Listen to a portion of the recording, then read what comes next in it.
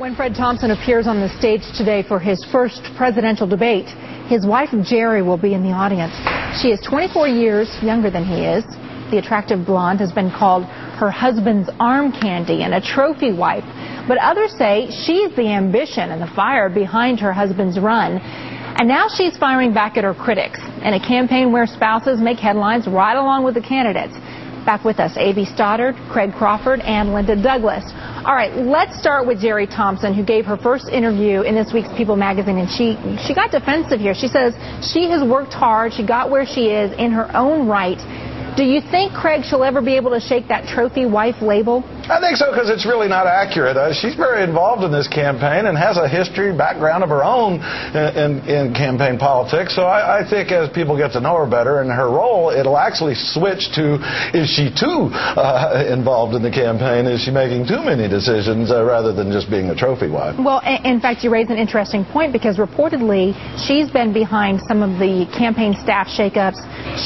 There's rumors that she would like to hold a cabinet post. Linda, does this bring back memories of Hillary Clinton as First Lady?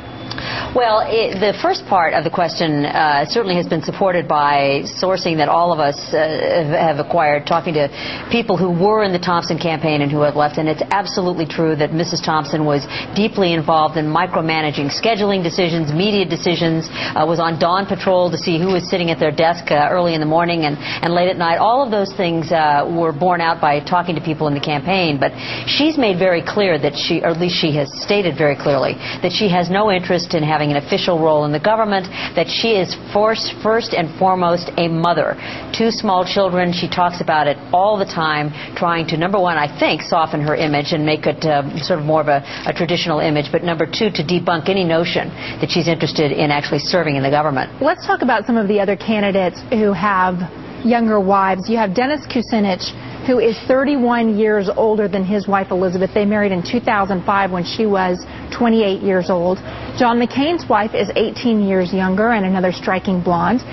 Chris Dodd's wife, 18 years younger as well. And like the Thompsons, they have 2 small children. It's been more than 4 decades since we have seen a glamorous and young First Lady. I mean, you had Nancy Reagan, who's very glamorous, but at the time she was a mature, older woman. So perhaps you're looking back at Jacqueline Kennedy. Do you think, A.B., that it potentially hurts a candidate to have a beauty on his arm? I really think that's in the eye of the beholder. I mean, this is not, these days people are married to people more than 10 years their junior, and it's not really uncommon, and it's not a scandal as it once might have been. And I think that there are voters who have traditional marriages and are surrounded by people in their family and their communities that are married to people close to their age who might find this very eye-popping. And there are others, probably a lot of voters in urban areas, who think this is quite common and don't think it's at all strange, and don't think that a man in his 60s with a beautiful young wife is anything so special. So I think it's going to depend on those voters in different areas who have different perceptions, and it's also going to depend on whether or not they are kind of in the background holding their kids and being charming, or the subject of stories like the one in Vanity Fair about Mrs. Giuliani, and lots of anecdotes about, you know, wanting to keep her Louis Vuitton purse on the airplane seat and that kind of thing. I think it will come down to what kind of an image that particular young wife has. You know, it's interesting because Michelle Obama recently sent her husband's campaign into damage control. She had said that basically her husband's campaign is a dream if he doesn't win Iowa. She's not the only one. Here's Elizabeth Edwards. She's gotten herself into some public spats.